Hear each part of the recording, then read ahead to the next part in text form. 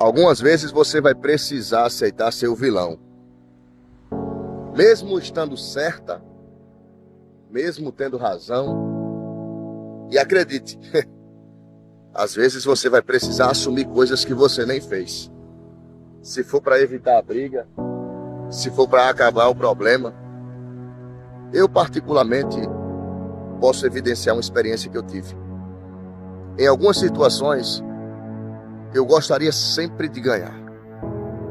No meio de uma discussão entre eu e minha esposa, eu dizia para ela, você está errada e eu estou certo. E aquele tira-teima, um dizia, o outro respondia. E no final de tudo, eu sempre queria ganhar. Só que Deus é Senhor sobre tudo, e Ele faz questão de usar o tempo como instrumento de explicação. E através do tempo, Deus me ensinou que nem sempre você precisa ganhar. Nem sempre a razão precisa ser sua. Nem sempre você precisa ser a pessoa que vai dar a última palavra de exatidão.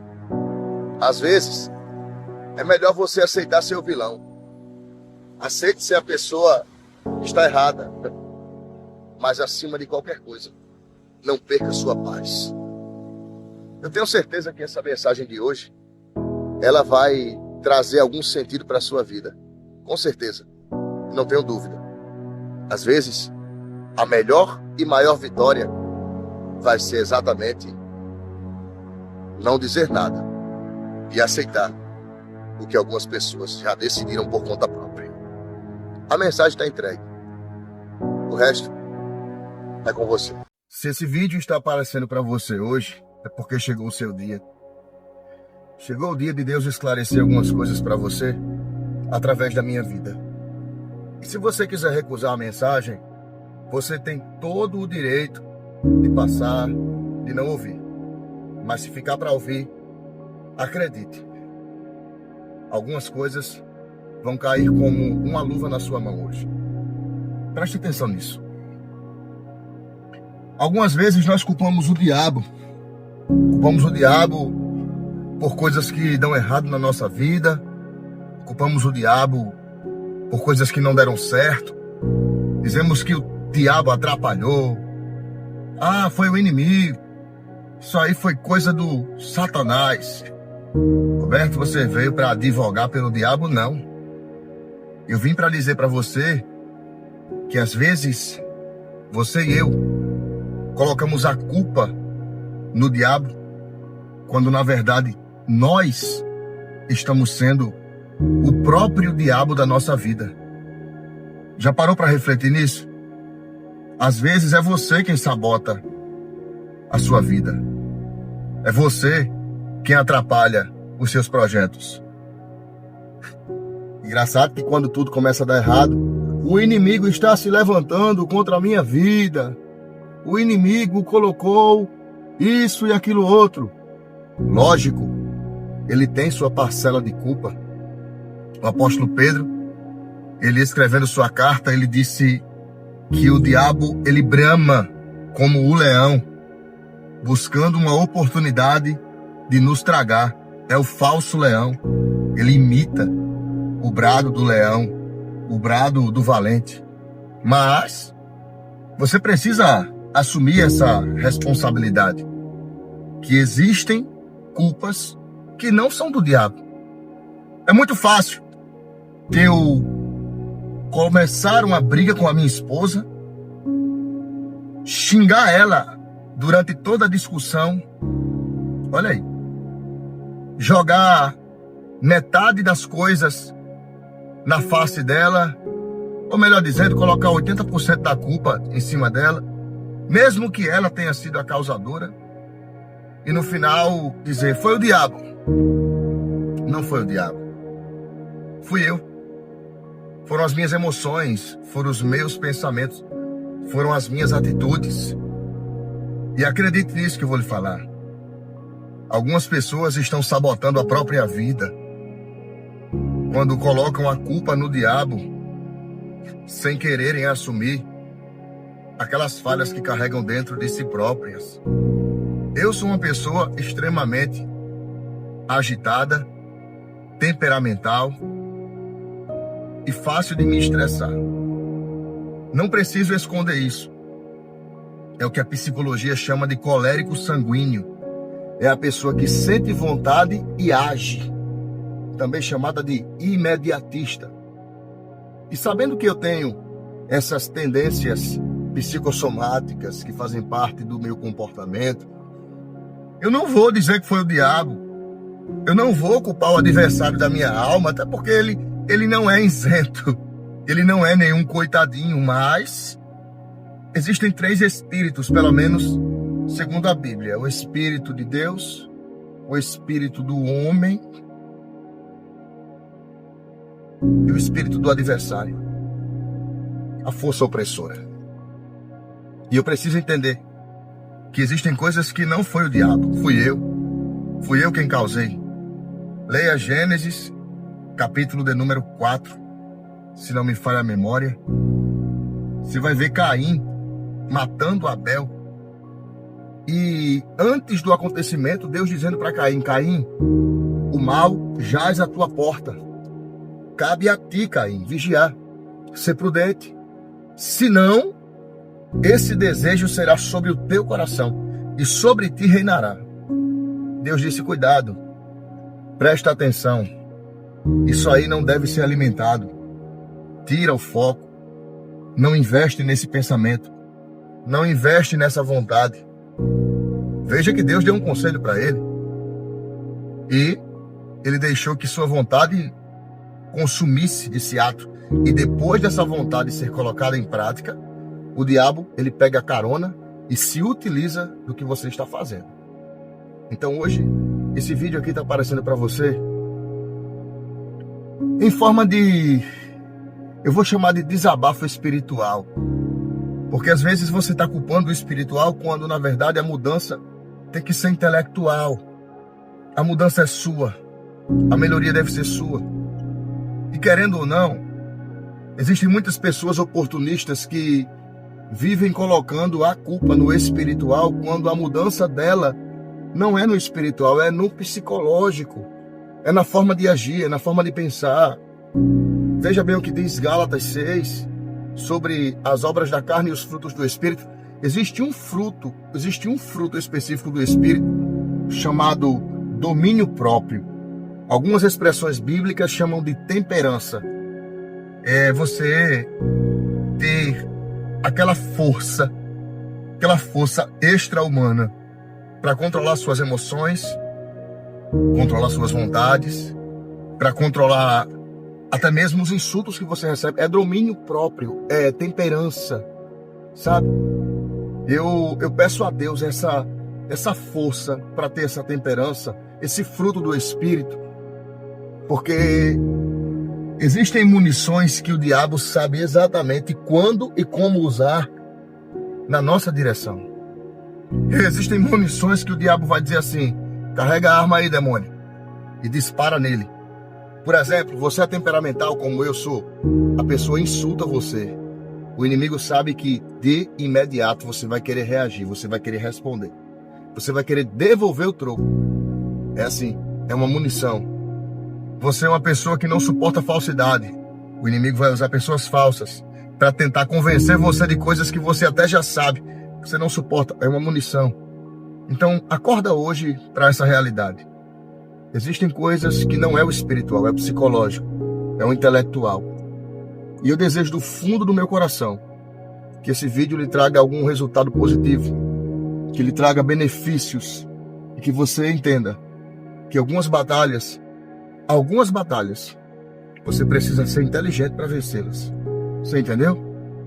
Se essa mensagem fez sentido para você, aproveita esse momento agora e já manda ela para pelo menos 3 pessoas que têm colocado a culpa no espiritual, quando na verdade ela precisa melhorar o psicológico. Que Deus te abençoe. Eu vou tirar o meu chapéu hoje para você, porque você fez o que deveria ser feito. Você colocou fulaninha e ciclaninho no seu devido lugar. Eu tiro o chapéu para você porque teve gente que achou que poderia te manipular. Pensaram que poderiam manipular você com fofoca, manipular você com mentiras, falar mal, tentar denegrir. Mas você mostrou que você tem atitude e decisão própria. Eu tiro o chapéu para você, que tem coragem, não somente de impor, mas também de defender seus princípios. Algumas pessoas acharam que vindo tentar queimar outras pessoas para você, você iria entrar no jogo. Você iria fazer parte do grupinho da fofoca e da contenda. Pois é. Quebraram a cara, porque você é diferente. Tirei o chapéu para você. E eu sei que Deus lá do céu, Ele está feliz com a sua atitude. Você mostrou que nem todo mundo é igual. E você é diferente. Se você ainda não sabia, você vai ficar sabendo hoje. Algumas pessoas vão lhe odiar só porque você existe. Acredita? Parece um absurdo, mas não é. Tem gente que já decidiu odiar você só porque você nasceu. Já ouviu aquela expressão de você chegar em um lugar e a pessoa dizer: eu não fui com a cara de fulana, eu não fui com a cara de Beltrano, não gostei dela, não gostei dele. E no final, você não entende o porquê. Algumas pessoas vão odiar você pela sua existência. E outras vão amar você pelo mesmo motivo. E sabe por que é que essa mensagem está aparecendo para você hoje? É Deus dizendo que nem Ele mesmo conseguiu agradar a todos.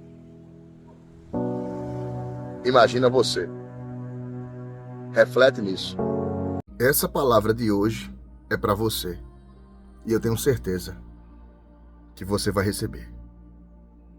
Salmo de número 37, verso 23, 24 e 25.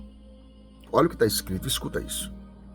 Os passos de um homem bom são confirmados pelo Senhor, e ele deleita-se no seu caminho.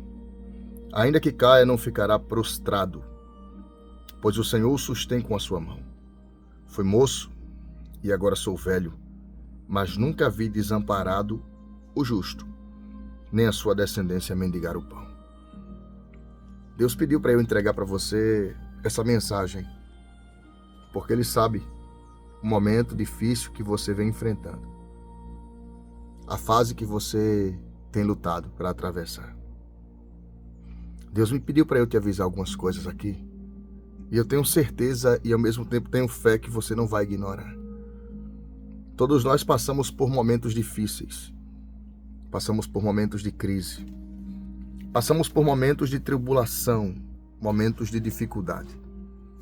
Quem nunca teve aquela fase do aperto, a fase da falta, eu chamo de fase do conta-gota.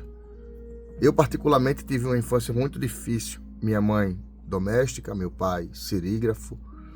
Porém, as coisas lá em casa sempre foram muito dificultosas. Se você já ouviu meu testemunho alguma vez, você sabe do que eu estou falando. Precisei trabalhar cedo, não tenho vergonha de dizer. Já olhei carro, já trabalhei como servente de pedreiro, como ajudante. Às vezes vendia estrume, ia para os currais buscar esterco de vaca para poder fazer o processo de embalagem para poder vender naquelas carroças que geralmente se coloca jumentos ou cavalos para puxar. Sempre na minha infância eu tenho essa recordação, uma recordação de fases difíceis. Não foi tão fácil. Eu sou do tempo que às vezes a gente esperava, é difícil de falar, mas a gente esperava chegar ao horário certo para poder comer. Não havia brechas para os lanchinhos, não. Eu sei que talvez algumas pessoas hoje, até mesmo você que está me ouvindo, sua filha, seu filho, seu neto ou neta, tenham a oportunidade de fazer um lanche antes do almoço, comer antes do jantar, o lanche da tarde, né? Mas eu não tive essa oportunidade, e eu falo isso de verdade. pouquíssimas vezes aconteceram. E por que é que eu estou dando esse exemplo meu como direcionamento? Porque todos nós passamos fases difíceis, fases de dificuldade, fases de aperto. Quem é que nunca passou por um aperto na vida? Quem nunca? E baseado nesse texto que eu acabei de ler, o próprio salmista está dizendo no Salmo 37, no verso 25, fui moço e agora sou velho, mas nunca vi desamparado o justo, nem sua descendência mendigar o pão. Agora fala para mim, mesmo que nós passemos por dificuldades, mesmo que nós passemos por adversidades, mesmo que passemos por momentos difíceis, Deus, ele sempre se revela com a sua providência. Deus sempre se revela com a sua provisão. De um jeito ou de outro, levantando alguém, ou até mesmo por obra miraculosa, ele se manifesta. Mas no verso 24 ele diz assim, ainda que caia, não ficará prostrado, pois o Senhor o sustém com a sua mão forte. Deus, ele sempre tem sustentado. Porque eu vou lhe dizer uma coisa, só esse ano a quantidade de vezes que eu precisei cair e me levantar, e se dependesse apenas da minha força, eu tenho certeza que eu não teria conseguido me levantar sozinho. Faz uma reflexão agora e lembra da quantidade de vezes que você já tropeçou, lembra da quantidade de vezes que você foi empurrada, você até caiu, umas vezes foram por conta própria e algumas vezes você foi empurrada. A vida, as pessoas, as circunstâncias. E Deus estava lá te sustentando. É o cumprimento do Salmo 37, verso 4. Ainda que caia, não ficará prostrado. Porque o problema maior nem sempre é cair. Porque somos suscetíveis a cair. Somos suscetíveis a errar. Vacilamos, pecamos, desanimamos. O ser humano é tendencioso a fracassar, tendencioso a errar. O ser humano é tendencioso a querer jogar tudo pelos ares. Mas a questão aqui é, se cair, não ficar prostrado. E esse não ficar prostrado, ele nos dá uma compreensão. É aquela pessoa que caiu, mas quer se levantar, quer se erguer. Tu tá entendendo isso aqui? Aquela pessoa que caiu, mas decidiu não aceitar a condição de queda. Decidiu não aceitar a condição de estar no chão. E hoje, como mensageiro de Deus, eu venho declarar na sua vida. E se você já concorda comigo, mais uma vez, comece a escrever aqui a palavra eu tomo posse, só para entrar em concordância, tá? Porque eu venho declarar em sua vida que as lutas, os desafios, as bagagens, as dificuldades que você vem passando, os momentos que você vem enfrentando, eles não serão capazes de deixar você no chão. Eu profetizo em tua vida hoje que todas as quedas que você chegou a permitir e outras você até tentou sustentar, não cair, mas aconteceram, que lhe sirvam de fortalecimento. As quedas lhe dão experiência. É isso que as quedas fazem conosco. Elas nos deixam mais fortes. Porém, há uma vertente muito importante. Porque cair por acidente é diferente de ser derrubado. E às vezes, nós mantemos por perto pessoas e coisas que nos derrubam. Às vezes a gente segura a presença de pessoas, nós seguramos a frequência de lugares que nos colocam para baixo. Mas no que depender, no que for possível, no que for causado por acidentes, eu profetizo em nome de Jesus na sua vida que você terá força para se erguer, porque Deus continuará sendo a sua força.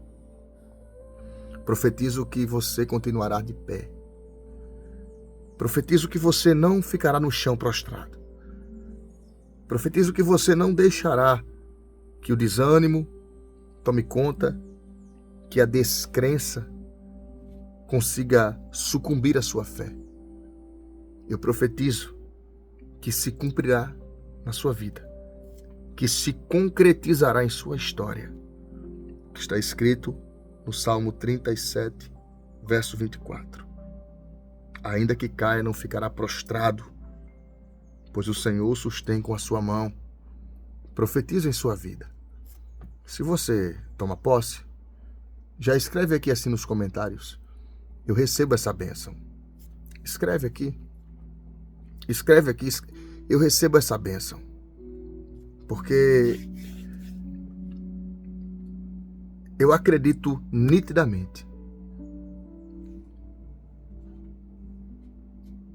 que as minhas palavras não cairão por terra, porque foi Deus quem me deu cada palavra dessa.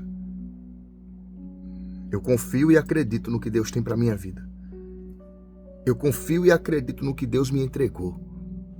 E se você recebe essa mensagem, escreve aqui: eu tomo posse. Agora escreve crendo. Escreve recebendo. Escreve com fé. O apóstolo Pedro disse: aquele que não tem sabedoria, peça a Deus, que a dá e não lança em rosto. Peça, mas peça crendo. Que aquele que duvida é como a onda do mar, levado de um lado para o outro. Ora de um lado, ora de outro. Amém? Recebe? Escreve: eu tomo posse. Escreve: eu tomo posse. Em nome de Jesus Cristo. Em nome de Jesus.